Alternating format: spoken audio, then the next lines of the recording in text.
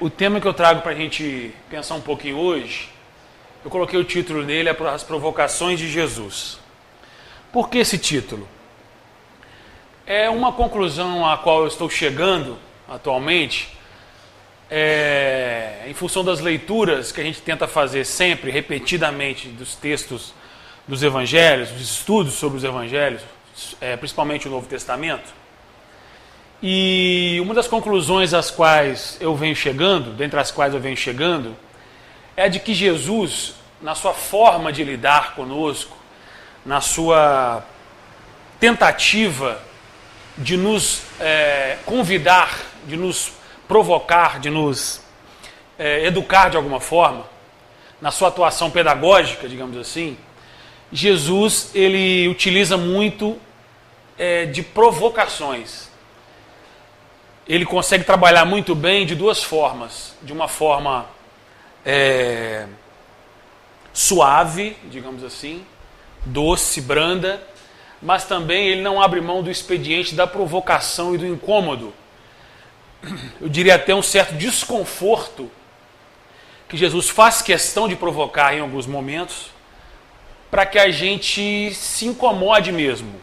Uma tática, eu diria até psicológica dele, para mexer com a gente, para fazer a gente pensar, a gente refletir, mas sobretudo a gente agir e mover, a gente se mover de alguma forma. Então eu percebi nos textos, e é importante destacar que ler Jesus, estudar sobre Jesus, meditar sobre ele, não há condição da gente esgotar Jesus numa vida, numa palestra, numa encarnação, isso é impossível, né?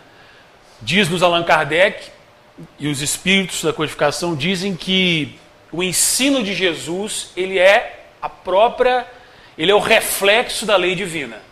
Isso já, por si só, significa que é impossível você esgotar uma proposta ética dessa magnitude.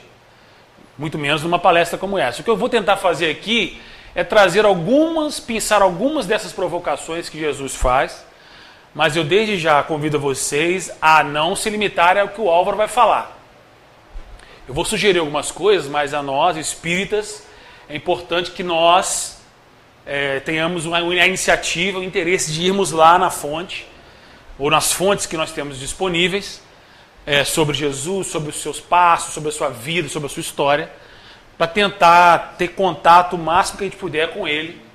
Como diz o Richard Simonetti, não tem outra forma de a gente ter contato com Jesus, além da experiência espiritual, a outra forma é você ler sobre ele, você mergulhar nas fontes que falam sobre Jesus, né? E já que eu falei das fontes, é importante também destacar que as fontes que nós temos sobre Jesus, elas são documentos finais que chegaram até nós. Não são os originais dos evangelhos que nós temos em mãos hoje em dia. Eles são a cópia da cópia da cópia, da tradução da cópia de que ouviu falar, que contou, que chegou. A gente não tem mais a fala direta de Jesus. A gente tem o relato daqueles que viveram com ele intimamente, da sua comunidade primitiva. E inicialmente não era escrito, era oral, então as pessoas contavam sobre o que os profetas faziam, contavam as histórias. Inicialmente foi assim com Jesus também. Os discípulos, aqueles primeiros ali que estiveram com ele, começaram a passar, a contar a experiência que tiveram com Jesus para frente. Muito mais adiante é que se pensou em registrar isso, né, em documentos, em papiros e pergaminhos, para deixar isso para as comunidades usarem como estudo, como reflexão, né, como aprendizado de Jesus. Então foi isso que foi feito, tá? Então, tanto que os evangelhos que nós temos hoje disponíveis, eles são versões em grego, tá? E versões que não foram escritas diretamente pelos evangelistas. Foram discípulos dos discípulos dos discípulos dos evangelistas que passaram para frente, tá? Mas a tradição cristã, a tradição teológica, ela atribui aos evangelhos as autorias dos próprios apóstolos, né? Apóstolos que significam enviados. Mas sabe-se pela história que não foi diretamente escrito por eles, foi inspirado e baseado nos relatos antigos, né? Aquele esquema do telefone sem fio, você conta uma história aqui, o outro conta, e no final do fio do telefone, você tem que quase que escavar o que foi dito para você extrair a mensagem original. E Kardec nos diz que o Espiritismo tenta fazer isso. Né? O Espiritismo em relação ao Evangelho de Jesus, quando Kardec se propõe a escrever o Evangelho, é esse o objetivo dele. Ele não quer falar sobre os fatos cotidianos de Jesus, ele não quer entrar em debate teológico, ele não quer falar de dogma, ele não quer fazer fofoca, história, ele quer extrair o ensino moral de Jesus. Tanto que o Evangelho, não é à toa que o Evangelho segundo o Espiritismo é o livro mais vendido no movimento espírita, é o best-seller do Kardec. Vamos lá. Ué, o que eu fiz aqui? Que bom, hein? De cara, já. Bom, a palestra encerrou, muito obrigado. Falta de prática. É pro lado, é? Tá. Ok. Eu queria dizer inicialmente o seguinte. Antes de entrar no texto, a meu ver, existem algumas provocações de Jesus em outras etapas, digamos assim. Eu encaro a encarnação de Jesus como uma primeira provocação dele. Vocês sabem, no Espiritismo, para o Espiritismo, Jesus é um espírito puro. Jesus é o espírito responsável pelo planeta Terra. E só se é responsável por um planeta quando se é um espírito puro. O espírito puro significa que ele já atingiu o grau máximo da evolução espiritual. Então, ele tem condições de ser governador de um planeta, de assumir uma população espiritual, porque para coordenar espíritos, coletividades, você tem que ser um espírito que não erra, que não comete erros, tá? Então, quando o espírito puro se propõe a encarnar, ao fazer isso, na minha leitura, já é uma provocação. Porque se o espírito puro, responsável pelo planeta Terra, ele se dispõe a encarnar aqui, é sinal de que alguma coisa está acontecendo com esse grupo que foi entregue a ele como responsabilidade. Se ele se vê na necessidade, no interesse de vir à carne, para mim, é uma provocação, um sinal de que há uma necessidade de intervenção direta, material, humana, na relação direta dele conosco. Já há para mim, é um primeiro sinal dessa provocação. Ele já está dizendo assim, ó, eu vou aí. Vou aí. É como se o pai e a mãe dissessem para o filho, eu vou na escola estudar com você. O filho é para ela, como assim? Peraí. Por quê? Porque alguma coisa está precisando, mexer, está precisando movimentar, mobilizar alguma coisa aí. Então isso me chamou a atenção. Não sei se chama a atenção de vocês. A encarnação de Jesus, o Espírito puro. O Espírito puro, ele encarna, ele não reencarna. Por quê? Porque reencarnar é só para espírito em evolução. Espírito que já não mais precisa evoluir, ele não reencarna, ele só encarna. Tá? Segunda questão é o nascimento de Jesus, o contexto em que ele nasceu. É uma provocação. Porque ele escolhe nascer num contexto de uma família, de um povo marginalizado, oprimido e miserável. Então isso já é, para mim, na minha interpretação, uma outra provocação de Jesus. Por que Jesus não escolheu nascer na família imperial romana? Por que ele não escolheu nascer numa família abastada, numa família de reis, entre os imperadores, entre os delegados de Roma para administrar o império gigantesco? Por que ele não escolheu nascer numa família como Buda, por exemplo, que segundo a história nasceu como príncipe, era filho do rei, era cercado de facilidades, de riquezas? Por quê? Então aqui já é, na minha leitura, uma provocação de Jesus. O seu contexto social, a sua opção por nascer numa situação difícil, né? Antes de Jesus nascer, ele já era perseguido, já se esperava, né? Aqueles que se sentiam ameaçados pela vinda do Messias já estavam procurando por ele, né? Vale lembrar a ordem que o rei Herodes deu para matar as crianças até 2 anos de idade, para ver se matava o Messias no meio desse mundo, né? Já vale pensar nisso. Uma terceira provocação é o batismo que Jesus faz, se Jesus se permite batizar por João Batista. Batista vem de mergulho, né? Mergulhar na água, batizado. Isso para mim, na minha leitura, e aí não é só minha, aí já entra alguns estudiosos dos evangelhos, já é também uma provocação. Porque Jesus diz que antes dele não havia ninguém maior do que João Batista. Está no Evangelho, eu não conheço, nascido de mulher, nenhum maior do que João Batista. Ele fala isso, Jesus. Ele diz, pelo menos está no registro do Evangelho. Após ele, ele preparou o caminho para mim. Então, por que isso me chama atenção e é uma provocação? Porque o ministério de João Batista, a forma de João Batista atuar, ela é muito significativa, ela é muito singular, ela é característica. Ele é um profeta extremamente rigoroso. Ele é um profeta que não tolera o desvio de caráter, o desvio ético. É claro que ele vive isso na sua própria vida, então ele é coerente com João Batista. Então, quando Jesus se permite batizar por João Batista, ele assinala, na minha leitura, ele já está nos provocando, qual será o tom que ele vai dar no seu próprio ministério, de Jesus. Qual será o vínculo que ele está construindo? Porque naquele tempo haviam vários profetas, várias tradições.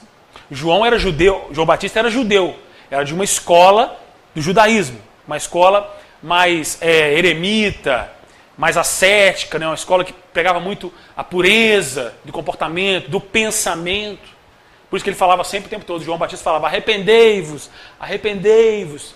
Ou seja, muda seu comportamento, muda o seu pensamento. E João Batista, se ele se encontrava com uma pessoa que estava incoerente com o seu comportamento, ele falava diretamente com a pessoa. Tanto que depois ele morreu decapitado. Cortaram a cabeça de João Batista. Tamanha a forma como ele era agudo na sua pregação. E Jesus se vincula a ele de uma certa forma, ao se deixar batizar por João Batista, pelo próprio João Batista. Né? E era primo de João Batista também. Tinha uma diferença de 6 meses de idade um para o outro. Né? E uma quarta provocação inicial que eu vi, e que outros estudiosos viram, é em relação aos discípulos. Os discípulos que Jesus escolheu para estar com ele, para dar o pontapé inicial na sua jornada, são pessoas também de condição marginalizada. Não são pessoas que gozavam de uma vida razoável, financeira, social. Não. Todos são marginalizados. Todos eles. Todos são de condição considerada, na época, da sociedade da época, pessoas de menor valor. Pescadores, publicanos, que eram os fiscais, hoje seria o auditor fiscal, né? Seria quem cobrava o imposto. Né? Publicano era considerado uma pessoa inferior porque era judeu que cobrava imposto de judeu. E às vezes cobrava imposto de forma corrupta, que cobrava mais do que deveria. Então traiu o seu próprio povo 2 vezes. Então era considerado também uma pessoa marginalizada. Eu acrescentaria que também dos discípulos, as mulheres que foram discípulas de Jesus. Em geral, a gente pensa só nos 12, mas existiam mulheres que, na minha leitura de alguns, extrapolam esse círculo de 12. A gente pode citar a Maria Madalena, a própria mãe de Jesus. Tem uma outra Maria, que não se sabe mais ou menos qual é o sobrenome dela. Então, haviam mulheres também. E mulher, no tempo de Jesus, aí que era marginalizado mesmo. Mulher não era considerada nem como testemunha em tribunal. Ainda mais se fosse viúva, se fosse estéril, aí pronto, aí já era. Então, a meu ver, essas quatro linhas aqui de interpretação já sinaliza para a gente a vinda de Jesus, o que ele movimenta, ele movimenta a Galileia, ele movimenta a Jerusalém, Judéia, daquela região. Tanto que a história do Ocidente se divide entre antes e depois de Jesus. Então, é uma coisa a se considerar, E muitas pessoas pensam o seguinte, não, mas Jesus, a gente não sabe se ele existiu, se ele não existiu, tá falando aí, mas não sabe. Equívoco, não se tem dúvida nenhuma na história, na teologia, na filosofia, na ciência, não se tem dúvida da existência de Jesus. Existem documentos históricos confiáveis que não deixam dúvidas sobre ele, sobre o que ele existiu mesmo. As discussões são dogmáticas, teológicas, de fé, de crença aí, cada um puxa a sardinha para o seu lado, faz parte. De novo, não é possível, tem um obsessor eletrônico aqui hoje.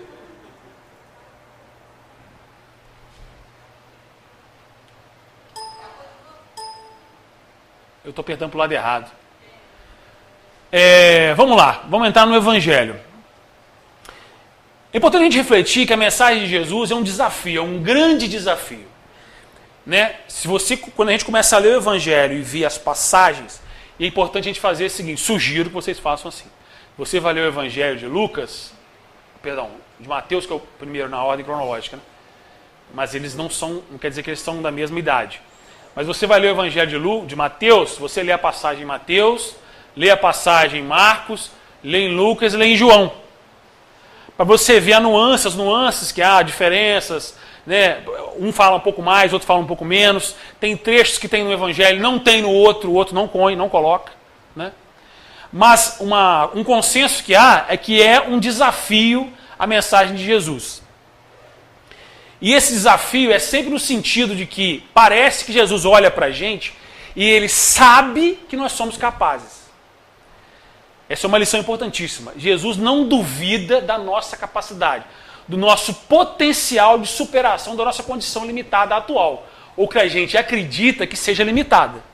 Ele confia, ele tem certeza, óbvio, ele é o Espírito puro, ele é o responsável pelo planeta, então ele sabe, já naquele tempo, ele olhava para nós e via em nós não o corpo, não só o ser humano, o corpo físico. Ele olhava para nós e via o Espírito que estava naquele corpo. O Espírito que era o responsável pelo corpo. Então ele olhava para nós e via nosso passado, o nosso presente e a projeção do nosso futuro. E como ele sabe que todos evoluímos, então a provocação, o que ele nos convidava a fazer, é sabendo que nós conseguiríamos fazer. Não fosse agora, seria amanhã, depois ou futuramente. É um processo, um caminho de construção. Né? Então eu trago essa passagem, que não é minha, esse destaque não fui eu que pensei, isso foi o Pacini, né? Num texto dele mais antigo, que eu já usei em outras palestras. Ele cita, por exemplo, a questão da justiça. Antes de Jesus era o olho por olho, dente por dente. Ou seja, se você me roubou, eu vou te roubar. Se você me feriu, eu vou te ferir. Se você matou alguém da minha família, eu tenho que matar alguém da sua família. Tem que ser proporcional. A minha dor tem que ser proporcional. Então era o olho por olho, dente por dente. Só que Jesus faz o contrário. Então, pelo menos essa passagem de Mateus, por exemplo. Se a vossa justiça não exceder a dos escribas e fariseus, de modo algum entrareis no reino do céu. Você vê que o cara está chateado. Jesus não está dando colher de chá aqui. A justiça de vocês tem que ser diferente, superior, mais avançada e, portanto, mais justa do que a dos escribas e dos fariseus. Ou seja, maior do que a lei de Moisés. Ele está dizendo o seguinte, é tempo novo, minha gente. Não dá mais para a gente agir, pagar o mal com o mal. Para a gente ser violento, confundir justiça com vingança. Até aqui valia, tudo bem, é isso, ok. Mas agora não, a sua justiça tem que ser diferente, ela tem que exceder a justiça que vocês têm aqui agora. Senão, e ele é taxativo, de modo nenhum vocês vão entrar no reino de Deus. De modo nenhum. Ou de modo algum. Ele está sendo taxativo e está batendo firme. Não há possibilidade, ou seja, leitura espírita. Você não vai evoluir, nós não vamos crescer, não vamos avançar, não vamos nos tornar uma sociedade justa, humana, igualitária, amorosa, se a nossa justiça não for uma justiça mais humana, o que não significa ser menos justa, mas mais humana, mais educativa do que essa que a gente está fazendo hoje em dia. Menos vingança e mais justiça. Aí ele fala lá, mais pra frente, se Deus faz assim, por que você não vai fazer? Se Deus é a referência, se Deus é o modelo, e se nós buscamos a Deus, então essa é a nossa referência. Não é? Viu como é que incomoda? Incomoda. Até hoje em dia isso incomoda muito. Porque há ainda entre nós, e nós também experimentamos esses sentimentos, quando nós somos, ou quando nós presenciamos uma injustiça, uma violência, algo muito pesado, a nossa reação inicial é de partir para o pau. Essa é a verdade. É a realidade. Vamos mentir. Não é isso que a gente sente, né, quando a gente vê. Por exemplo, se você vê alguém... Isso a internet é pródiga nisso. Né? Se você vê vídeos, né, de assaltos, de agressão, de crime, a sua reação ao ver aquilo, né, quando você vê alguém revidando ou fazendo justiça com as próprias mãos, você quase que tem um prazer em ver aquilo. Porque, pô, aí beleza. O cara roubou, tem que bater. É assim que a gente reage. Né? Mas Jesus convida a gente a olhar as coisas um pouco diferente. Né? As coisas não vão mudar de dia para a noite, mas é importante a gente pensar sobre isso. Aqui uma outra reflexão que faz é sobre o Sermão do Monte. E é interessante isso porque muitas pessoas, muitos de nós podemos ainda pensar que o Sermão da Montanha é um texto muito bonito, é um texto poético, é um texto humano, é um texto doce, muito bem feito. É considerado um dos textos mais bonitos em relação a Jesus, né? Como diz o Pacini, um hino ao sentimento, mas também é uma forte mensagem à inteligência e ao raciocínio. Então, essa é a leitura também que se tem de Jesus, né? Alguns estudiosos dizem o seguinte: Jesus era um pregador popular, era um rabino popular, falava a linguagem do povo, da massa, e usava exemplos que eram familiares ao povo. Usava da linguagem do povo para falar com o povo, porque ele era da massa, ele era popular. Então, ao falar com o povo, ele tinha que ter um método, uma linguagem que tocasse no sentimento do povo, mas que também mexesse com o raciocínio das pessoas. Porque se a gente só falar só com o sentimento das pessoas, a nossa psicologia ela nos trai. Porque a nossa psicologia ela vai querer coisas apenas que vão nos confortando. Ok? Né? Quase um colo de mãe, né? A psicanálise diz que a nossa vontade maior é voltar para o útero. É quietinha, né, protegido, quietinho, em silêncio. Nada incomodando. Jesus usava essa também, nos acolhia, mas é preciso que a gente também fosse empurrado para frente. Né? Então veja que exemplo aqui de estímulo à razão. Ele usava muito de perguntas, que é um método filosófico interessante. E qual dentre vós é o homem que pedindo a Deus, pedindo-lhe pão, o seu filho, lhe dará uma pedra? Ele está fazendo uma provocação para a gente pensar como seria a relação de Deus conosco. Porque até então Deus naquela época era um Deus de justiça, era um Deus de vingança, era um Deus de ira, era um Deus dos exércitos. Né? Ele está dizendo, olha, qual de vocês, está fazendo a gente pensar, está julgando para o povo, vocês, que o seu filho vem e te pede um pão e você dá para ele uma pedra. Ninguém faz isso. E pedindo o peixe, você dá para ele uma serpente. Ou seja, está fazendo você pensar, está estabelecendo uma contradição, um paradoxo na cabeça da pessoa. Fala, meu filho veio me pedir uma coisa, você, lógico, não vou maltratá-lo. Está fazendo a gente pensar essa relação de Deus conosco e da gente com Deus. Se vós, pois, sendo maus, Jesus falando isso, hein? Sendo maus, sabeis dar boas coisas aos vossos filhos, quanto mais o vosso Pai que está nos céus dará bens aos que lhes pedirem. Ele está fazendo a gente pensar, vocês ainda são maus. Vocês ainda escorregam muito. Vocês ainda são capazes de fazer coisa boa. Então como é que vocês acham que Deus, que não é mau em hipótese alguma, vai agir em relação a vocês? Em relação a nós? Reflitam sobre como o Pai é. É misericórdia ou é vingança? Então está fazendo as pessoas pensarem. E isso incomodava muito, porque era aí, na cabeça das pessoas, era uma luta entre o que elas aprenderam até então, a tradição delas, e uma coisa diferente que Jesus estava falando. É uma confusão. A pessoa ficava confusa. Aí, tem professor que fala assim, se o aluno está confuso, é sinal de que está bom. É sinal de que está aprendendo. Está confuso, estou tentando entender. É por aí, esse é o caminho mesmo. Esse é o incômodo. Né? Até aí está tudo bem? Tranquilo? Acho que está, né? A fé raciocinada, uma coisa tão importante para nós espíritas, parece que Jesus também tocou nela. Veja nessa passagem de Mateus, olha como é interessante. Olhai para as aves. É porque as pessoas, deixa eu contextualizar. Aqui é o contexto, aquele contexto seguinte, as pessoas estavam aflitas, né, preocupadas com o que tinham que comer, de beber, com a vida material. Havia uma comoção ali. Aí Jesus vira e fala, olha interessante isso, você está no meio de uma aflição, no meio de uma agonia, aí vem alguém e fala assim, ô fulano, para. Aí você fala, ué, como assim, para? Olha para as aves do céu, que nem semeiam, nem cegam, nem ajuntam em celeiros, e vosso Pai Celestial as alimenta. Olhai para... O que é isso aqui, olhai? Está fazendo você o quê? Observar. Está provocando o quê? A sua percepção.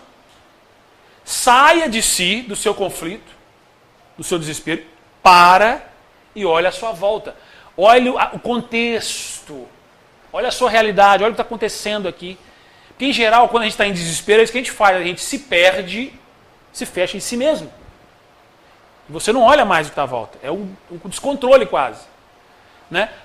Claro, em muitos aspectos, a razão de ser. Você está numa situação de penúria, uma situação pavorosa. Então, né, você desaba. É óbvio, é natural.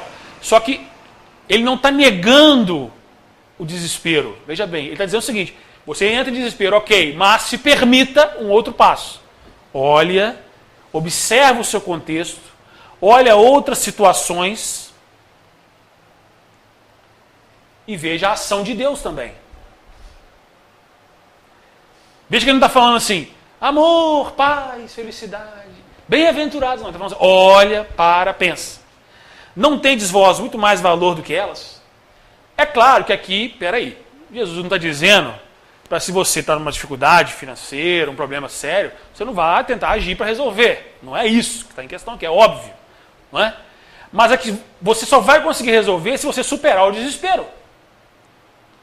Se ficarmos plenamente no desespero, aí é doença, aí, né, não há solução, você se perde. É agonia total. Então você vai entrar em aflição, vai passar dificuldade, ok. Mas se permita que você tenha um momento de lucidez, de serenidade, para você se preparar para resolver o problema, para superar a dificuldade. Né?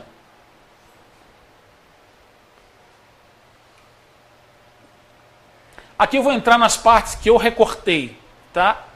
É aquilo que eu falei, não dá para a gente pegar tudo, é impossível, né? Não tem como. Né? Eu tive que fazer uma preferência por um dos evangelhos, eu escolhi Lucas, que é o que eu estou lendo mais, mas vocês podem ler outros, enfim. Né? Lendo mais, é porque Lucas tem um diálogo com os Atos dos Apóstolos, aí vai ter um diálogo lá com Paulo, isso está me interessando agora no momento. Mas vocês também podem, enfim. Né? Isso aí não faz tanta diferença. Apesar de que tem coisas que tem no evangelho que pode não ter em outro, né? Então você tem sempre que... No final eu vou dar umas sugestões de leitura que vocês vão poder usar melhor também. Olha que interessante isso aqui. E Simeão os abençoou e disse a Maria, sua mãe. Isso aqui é Simeão, é um profeta fazendo uma profecia em relação a Jesus. Maria está grávida, ok? Eis que este menino, Jesus, foi colocado para a queda, está faltando um aqui, para a queda, presta atenção, para a queda e elevação de muitos em Israel, e como um sinal de contradição. E a ti, Maria, uma espada traspassará a tua própria alma, para que se manifestem os pensamentos íntimos de muitos corações. Vamos por partes. Veja que a profecia, ela é interessante. Ela está dizendo que o Jesus, a vinda dessa criança, ela vai dar uma sacudida na galera. Ela vai mexer com as pessoas. Ela não vai ser uma vinda silenciosa. Né? Jesus não foi silencioso. Né? Se Jesus fosse silencioso, ele não seria crucificado. Ele teria morrido, velho, 90 anos, na escadaria do templo, contando parábolas e recebendo um soldo como sacerdote. Né? Jesus não só foi crucificado porque falou do amor, é porque ele juntou amor e verdade. Né? E isso mexe muito. Está aí, ó, já na profecia. Para a queda e elevação de muitos. Ou seja, ele vai, a convite de Jesus, ele vai abalar estruturas. Inclusive no Evangelho, segundo o Espiritismo, Kardec fala, né, que Jesus veio para solapar, ou seja, para destruir, para abalar os privilégios e os abusos dos líderes e dos poderosos da sua época, dos opressores. Queda e elevação de muitos, como um sinal de contradição. De fato, uma contradição. Jesus estabelece um cisma. É claro que é importante também entender o seguinte, cisma em que sentido? O cisma de Jesus, ele é ético. Ele é ético. Ele não é um cisma religioso. Ele não nega a tradição judaica da qual ele faz parte. Porque ele é judeu. Ele nasceu judeu, viveu judeu e morreu judeu. Filho de família judia. E não nega isso. Ele vai ao templo, ele faz leituras no templo, conversa com os rabinos, né? Ele não nega, rompe com isso. O que ele critica é o quanto isso, o quanto da tradição religiosa nos impede de fazermos o bem. Ponto. Resumir a palestra. É isso que Jesus faz. Ele vai questionar até que ponto, se você é espírita, até que ponto você está sendo mais espírita do que caridoso. Entenderam? Estou sendo mais religioso do que caridoso. Estou sendo mais católico do que caridoso. Mais evangélico do que caridoso. Mais judeu do que caridoso. É isso que Jesus faz. Por isso que ele incomoda. Porque como João Batista, nesse ponto ele não aceita. Ele não tolera a injustiça, a hipocrisia, a maldade, ele não aceita. Por quê? A gente vê que estrategicamente, como espírito superior, puro, que está educando a humanidade, ele precisa dar esse sinal. É preciso sinalizar isso. O mal não pode ser tolerado. O maldoso, ele é acolhido pela misericórdia. Mas o mal, ele tem que ser combatido. Porque é para nosso próprio benefício. Então ele não aceita. Exemplos, no templo. As pessoas estão no templo, Jesus vai ao templo, tem gente vendendo coisas lá, né, os vendilhões do templo, vendendo coisas para as pessoas fazerem oferenda no templo. É o comércio da fé. O que Jesus faz? Não pensa duas vezes. Chega e bota todo mundo para correr. Porque aí é o abuso do abuso do abuso. Ele fala, estão profanando a casa do meu pai. Isso aqui não admito. Em hipótese alguma. É um sinal, né? E é um espírito puro, hein? Mas não deixa de ser rigoroso às vezes. Aliás, Lucas é o que mais destaca isso em Jesus. Esse ponto desse rigor dele, né? E Maria, uma espada traspassará a sua própria alma. Foi dessa passagem aqui que foi tirada aquela imagem de Maria com o coração de Maria, aquela espada, né? Como um coração contrito, sofrido, porque como mãe de alguém que ia passar por isso, ela ia ficar realmente desconfortável, né? Vendo o seu filho, que muitas vezes ela não compreendeu, segundo Kardec, ela não compreendeu a proposta de Jesus, a missão de Jesus, né? E ela sofria muito por isso, porque ele era muito diferente do normal do dia a dia. Né? Mais uma passagem de Lucas.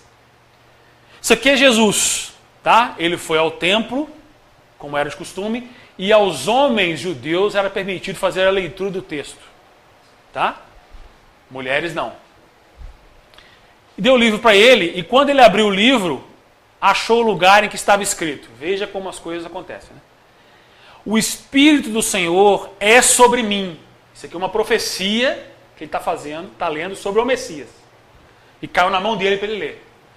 O Espírito do Senhor é sobre mim, porque ele me ungiu para evangelizar os pobres, enviou-me para proclamar a remissão aos presos e aos cegos a recuperação da vista, para restituir a liberdade aos oprimidos e para proclamar um ano de graça ao Senhor. Isso caiu no colo de Jesus quando ele foi ler. E aí eu lhes pergunto, há coincidência numa coisa dessa? O destaque aqui do texto, o texto por si só já é uma grande provocação, né? O Espírito do Senhor é sobre mim, porque ele me ungiu para evangelizar os pobres. Numa outra passagem, Jesus vai falar assim, eu não vim para os sãos, nem para os que estão bem, eu vim para os doentes, para os enfermos, para os sofredores. Por que os pobres? Por que não há eufemismo aqui, por exemplo, pobres de espírito, pobres de qualquer coisa? Porque há uma condição social na época de Jesus que é gritante. É gritante. Aqui não é o Álvaro falando, não é Kardec falando, não é o Espiritismo falando. Aqui é o estudo da história das religiões. Há uma condição social gritante no tempo de Jesus. A injustiça social era absoluta, absoluta. Né? Não havia a menor possibilidade em qualquer sentido. Né? A justiça normal, o direito na época de Jesus era um direito corrupto. Então se hoje em dia é difícil você alcançar a justiça, mas você ainda tem ainda defensor público, você ainda consegue ainda se resolver e tentar um advogado, naquela época você não conte com isso. Não conte com isso. Então havia uma parte da sociedade, uma parte das pessoas que não tinha nada, nem o amparo religioso. Nem o amparo religioso. Então era preciso que aquele que veio desse uma atenção especial àqueles que não tinham nada. Ah, você quer dizer que Jesus tinha preferência? Jamais. Jamais. Tanto que ele atende várias pessoas de condição social melhor. Zaqueu era um rico, várias outras pessoas ricas, jovem rico, foi até ele. Não é isso. Mas ele está dizendo o seguinte, quem tem condição melhor e acha que se basta, para esses eu não sirvo. Até mesmo para quem não tem condição melhor, é pobre, mas acha que se basta, que está resolvido, eu me basto, eu resolvo por mim mesmo, também vai entrar aqui, vai sair aqui. Mas aqui é preciso estabelecer um contexto, né? Aqui há um contexto social aqui nessa fala, não é? Que é preciso esclarecer. Era um povo judeu que foi escravizado na sua própria terra, foi invadido por Roma e era submetido por Roma e pelos seus próprios, que era os sacerdotes da religião. Eles faziam um acordo com os romanos, um conluio político com os romanos. Então os judeus eles eram explorados 2 vezes. Tanto que eles esperavam a volta do Messias para assumir o trono, para ser o rei dos judeus, para restituir a eles a cidadania. Tamanha a questão, hein? Remissão aos presos e aos cegos, a recuperação da vista. Lembra que eu falei do contexto de Jesus marginalizado? Jesus veio para esses. Porque veja bem, se alguém está bem, né, de saúde, se alguém está bem eticamente, socialmente, a pessoa está razoável, ela não vai buscar uma remissão, não vai buscar redenção. Ela está tranquila, está bem. Quem é que precisa disso? Quem está em situação de agonia. Quem está em situação de penúria. E aí, nesse caso, os prisioneiros estão em situação de penúria. Ué, Álvaro, como assim? Quer passar a mão na cabeça? Não. Mas é uma situação de penúria. Seja quem for. Perder a liberdade é uma situação de penúria. Seja ela qual for. Haja vista que na própria doutrina espírita, a encarnação é comparada a uma prisão. Porque o espírito está limitado ao corpo físico. Tanto que Deus, muito sabiamente, estabeleceu o quê? O sono. O espírito dorme, e quando ele dorme, ele está mais livre. É como um refrigério, diz Kardec, né? A alma sai do corpo e consegue transitar melhor. Em geral, né? Em geral, né? Aos cegos, a recuperação da vista. Restituir a liberdade aos oprimidos. Porque a condição de dor material no tempo de Jesus era aguda. Era o que mais chamava a atenção. Pronto, resumido isso. Era muita gente doente, era muita gente miserável, era muita gente abandonada, escravizada, marginada. Era isso que tinha. Era isso que tinha. Andava-se pelas ruas, as pessoas estavam nessa condição. Era um grupo muito reduzido que tinha a condição de viver bem. Viver bem. Por isso, Jesus, ele olha para um lado, olha para o outro. Aqueles que estão bem e não querem ouvi-lo, ele vai virar para quem quer ouvi-lo. Né? Professor, né? Mais provocação. Ei. No Evangelho de Lucas também. E fez-lhe Levi um grande banquete. Levi era é o publicano, é o Mateus. Mateus. Né? Mateus também conhecido como Levi. Como ele era publicano, ele era fiscal. Então ele tinha um pouquinho de dinheiro, porque além do dinheiro que ele coletava, ele tinha um caixa 2. Ok? Um grande banquete em sua casa. E havia ali uma multidão de publicanos. Como se não fosse o próprio Levi, havia uma multidão de gente considerada inferior. E outros que estavam com eles à mesa. E os escribas e fariseus são as duas classes mais, digamos, mais fanáticas do tempo de Jesus, se a gente pode falar assim, né? Portanto, mais preconceituosas, murmuravam contra os seus discípulos, dizendo: por que comeis e bebeis com publicanos e pecadores?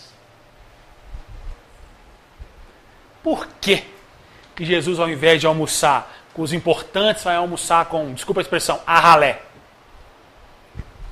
Está sinalizando alguma coisa. Provocação no grau máximo aqui, ué. Você vai para a casa do cara que é abastado, né? Que acha que e você vai sentar e vai comer com aquele povo que é considerado inferior, que é excluído, que não serve, que não é importante para Deus, que é impuro. Ele vai para os impuros.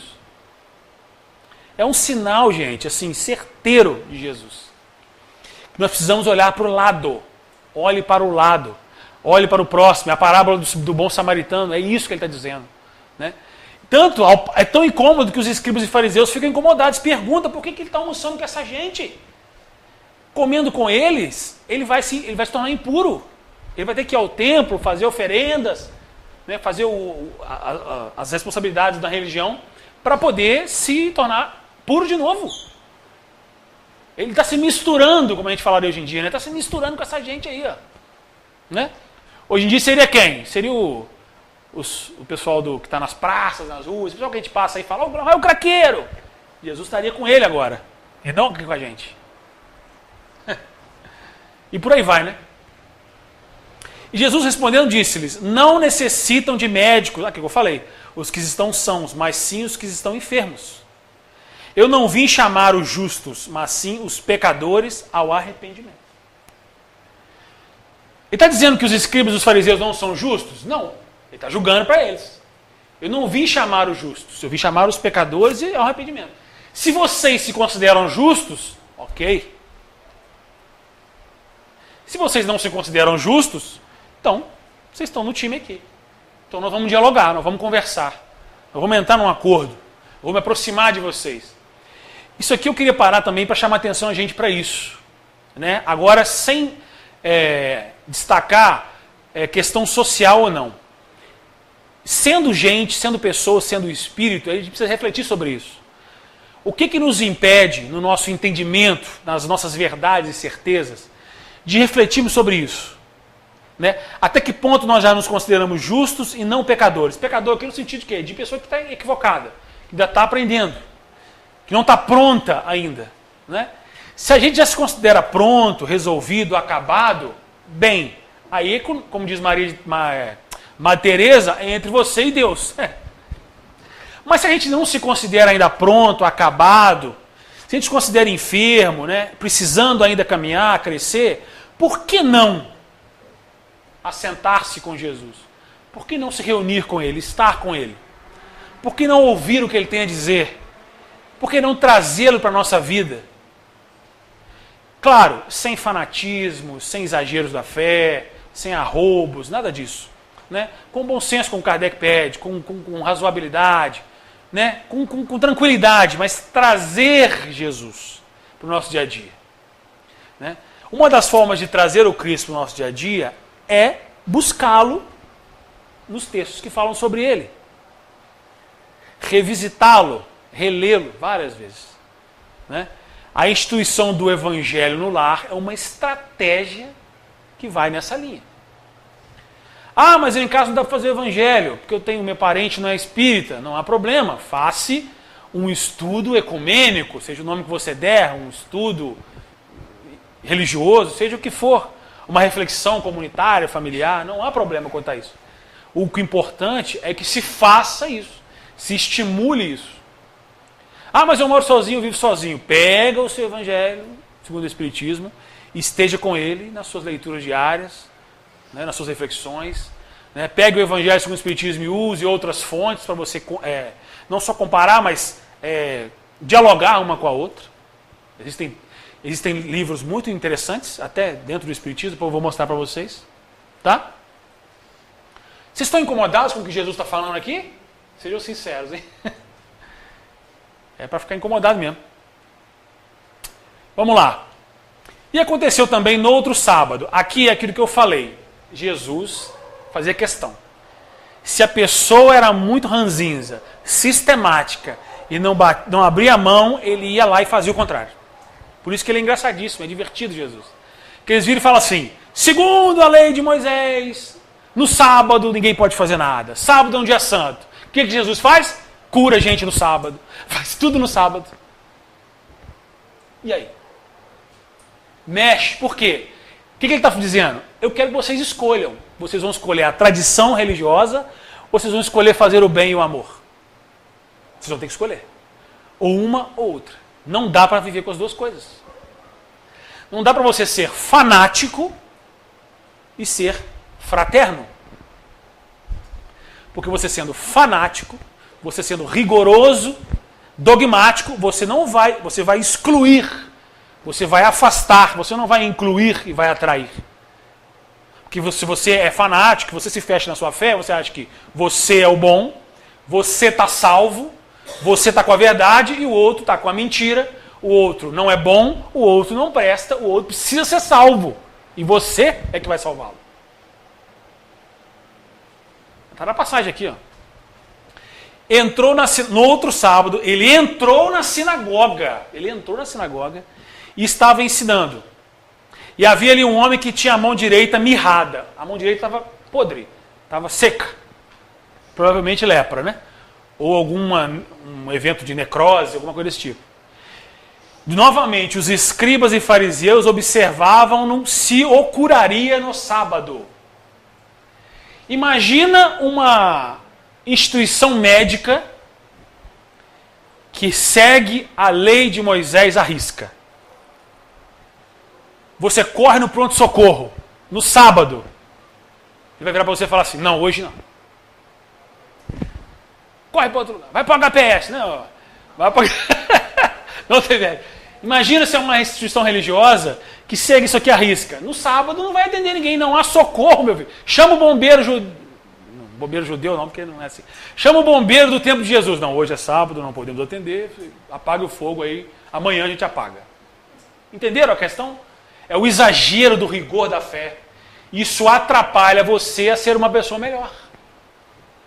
Traz isso para o contexto de hoje. O que se vive hoje no mundo da intolerância religiosa, do exagero da fé. Fala, Jerônimo. Faz um adendo, faça. Só que não era essa a intencionalidade do Moisés. Ah, do Moisés não. É uma interpretação da lei. Isso, verdade. Verdade. Boa, verdade. Isso, é verdade. Não foi Moisés que disse para isso, verdade. Bem lembrado. Não, sim, claro. Bem lembrado. É sempre uma interpretação da lei, né? Literal, né? Enfim. Então Jesus lhes disse, uma coisa vos hei de perguntar. Lá vai ele provocar. Lá vai ele perguntar. É lícito nos sábados fazer o bem ou fazer o mal? Salvar a vida ou matar? E aí? Vocês resolvem aí, ué. O que vocês querem da vida? O que vocês querem fazer, ué? Nós vamos pregar a religião e não vamos fazer o que tem que ser feito, o que Deus pede? E aí? Vocês escolhem. As pessoas estão doentes aqui. Elas estão clamando, estão pedindo. Elas querem, né? Quem sofre é imediato. O sofrimento é agora. Estou sofrendo agora. E aí? Eu vou dar as costas porque hoje é sábado? Ou porque há uma regra que diz para eu não atendê-los? Entende, gente? Isso? Né? Você fecha a porta para a pessoa? Por quê? Né? E olhando para todos em redor, disse ao homem, estende a tua mão. Ele assim o fez, e a mão lhe foi restituída sã como a outra. E ficaram cheios de furor. E uns com os outros, dizer que a pessoa, quando ela é turrona, ela não abre mão. Né? Uns com os outros conferenciavam, ou seja, murmuravam, né, cochichavam, o que fariam a Jesus. Tem outros textos que dizem assim, eles planejavam como é que eles iam acabar com ele. Como é que eles iam capturar Jesus. Porque ao fazer isso, ele está questionando o poder instituído da religião. Porque se ele diz que você precisa fazer o bem, respira, gente, é só um filho de Deus. Se você precisa fazer o bem, mas há alguma coisa, um sistema seu, sistemática, que te exige que te impede de fazer, então não dá, ué. Eu vim aqui para fazer o bem.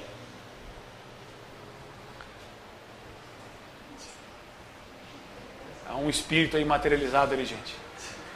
Em forma de bruxa. Renato está preparado para capturá-lo. Pronto. Mais uma alma volta ao mundo espiritual. Já reencarnou, é automático, é. Vamos lá, mais um texto de Lucas.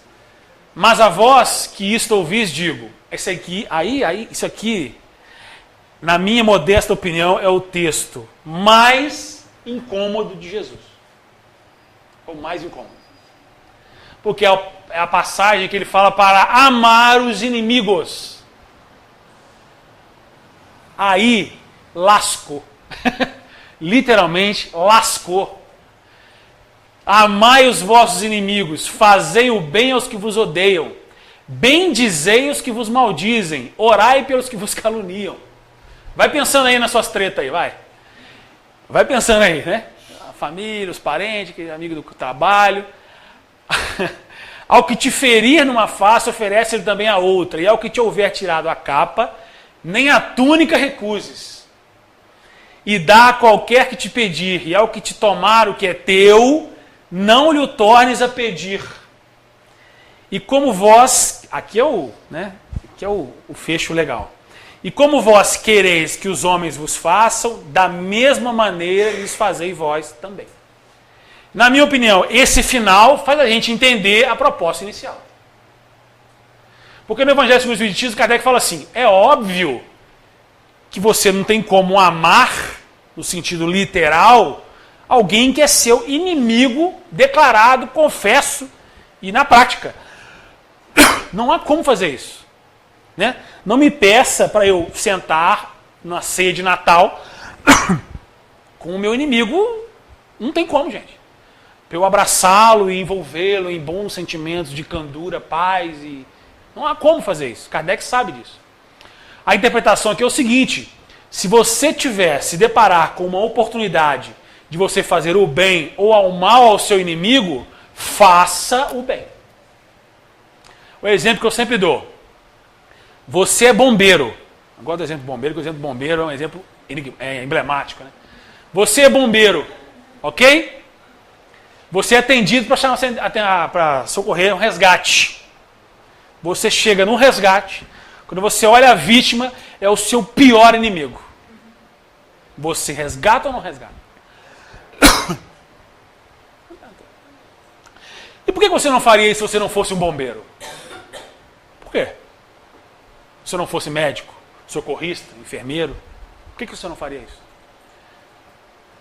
Ok? Você é professor, chega no seu primeiro dia de aula, recebe a sua turma, você olha, o primeiro aluno da classe é o filho do seu maior inimigo. E aí? Vai tomar pau comigo, eu vou lascar ele. Não, você vai amar.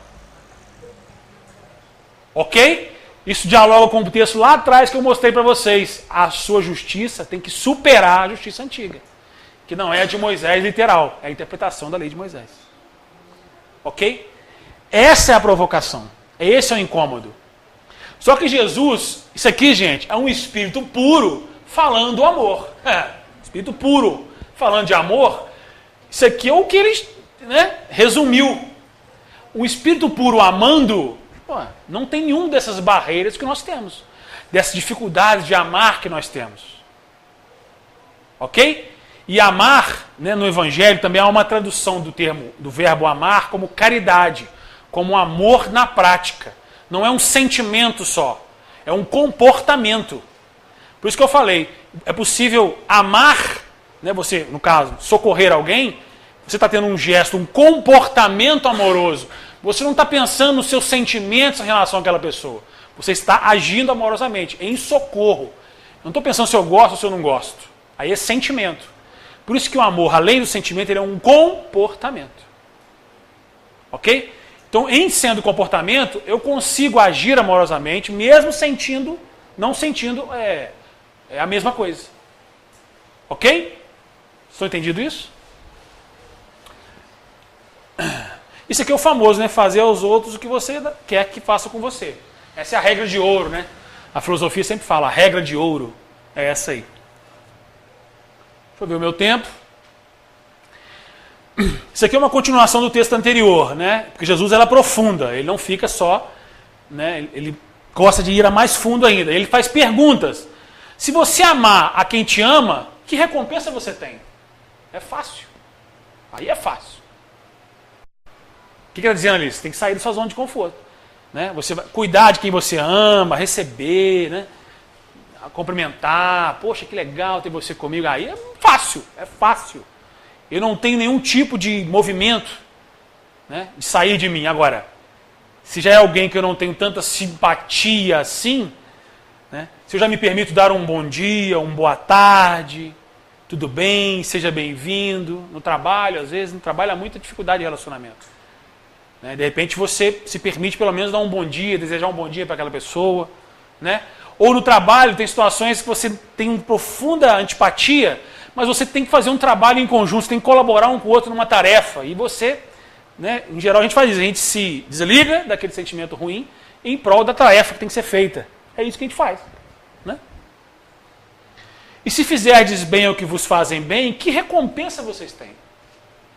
Já está resolvido.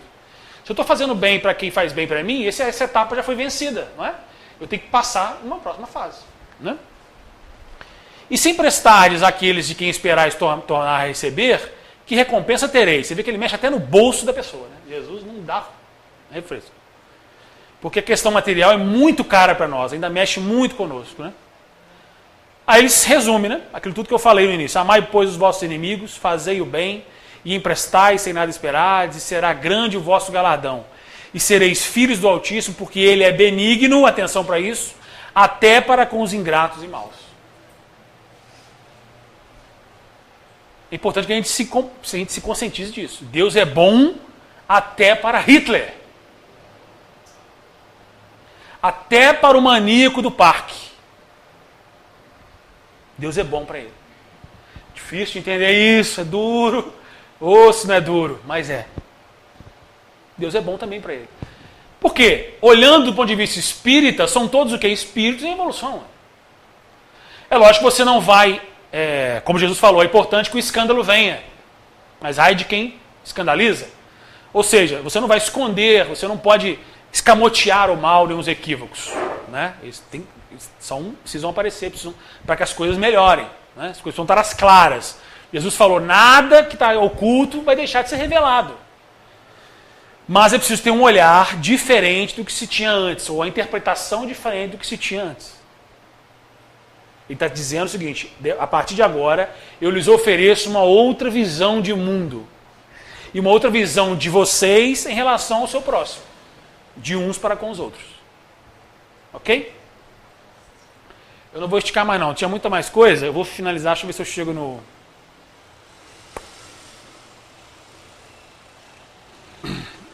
Vou ficar nesse da Marta.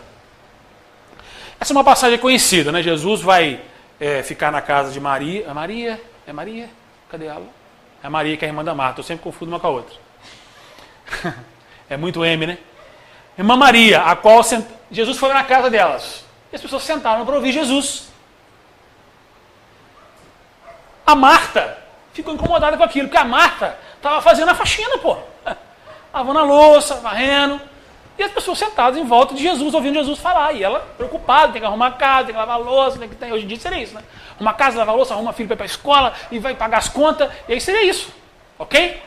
Aí ela vira para Jesus e fala, Senhor, você não vai falar com a minha irmã não, falar que eu estou sozinha aqui no serviço da casa? Fala para ela me ajudar aí, pô. Estou sozinha. Aí Jesus vira e fala, Marta, Marta, Marta, hein? Estás ansiosa e afadigada com muitas coisas. Vê se isso não é muito parecido conosco. Mas uma só é necessária. E Maria escolheu a boa parte, a qual não lhe será tirada.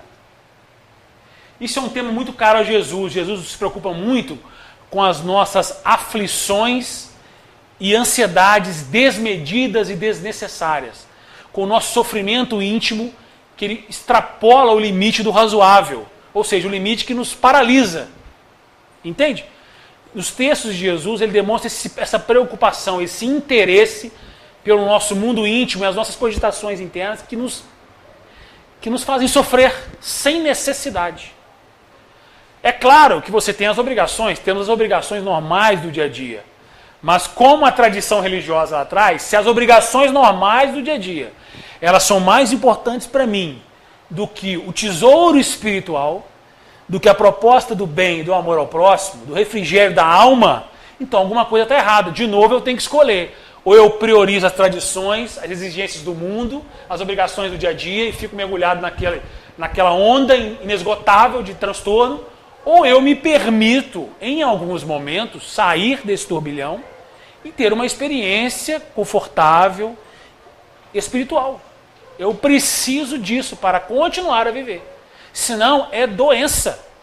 É a depressão, é a síndrome do pânico, é a síndrome da ansiedade generalizada, é insônia. Ou seja, é a incapacitação total da pessoa.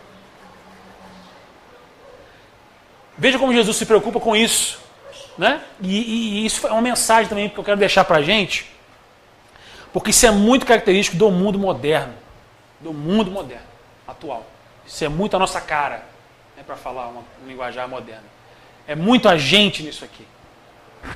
Né? Tem a hora de fazer as coisas? Tem, mas eu tenho que ter um momento em que essas coisas elas param e eu vou fazer outras que são para a minha alma, não só para a matéria. Eu preciso desses momentos. Ou, pelo menos, Jesus nos sugere que isso é importante, agora a gente escolhe. Ele não vai forçar a gente a parar. É uma dinâmica da própria vida. A vida às vezes nos convida a parar isso. Às vezes ela nos convida de um jeito tranquilo, razoável, às vezes não é um jeito tão confortável assim. Porque é importante isso. Né? Tranquilo? Eu espero que vocês tenham se interessado em mergulhar mais nessas provocações de Jesus. Eu finalizo com essa passagem que está no texto de Lucas, capítulo 11, versículo 35. Jesus diz, vê bem se a luz que há em ti não é treva. Ele está perguntando, porque muita gente se acha, está perguntando se você, está dizendo, a luz, ela existe para iluminar. A luz existe para iluminar. Ela tem que estar no alto, para que as pessoas sejam iluminadas e consigam caminhar melhor. Mas há os que se consideram iluminados por si só. Então vê se a luz que você acha que é luz, ainda não é treva, ou seja, vê se você ainda precisa melhorar. Se você ainda precisa se iluminar para distribuir essa luz para os outros. Beleza?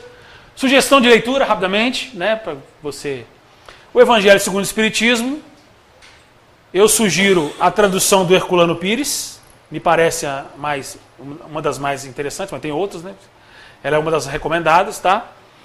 A Bíblia de Jerusalém, que é o meu exemplar, é esse.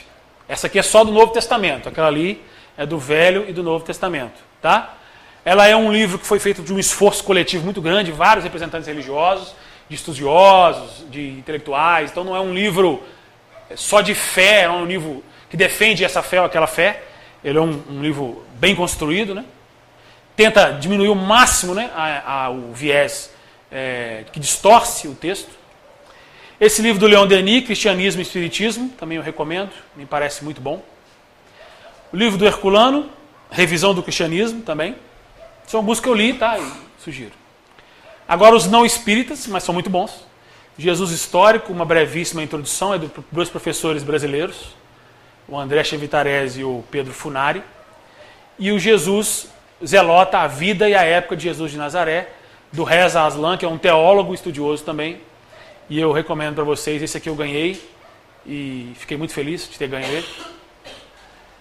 Muito bem.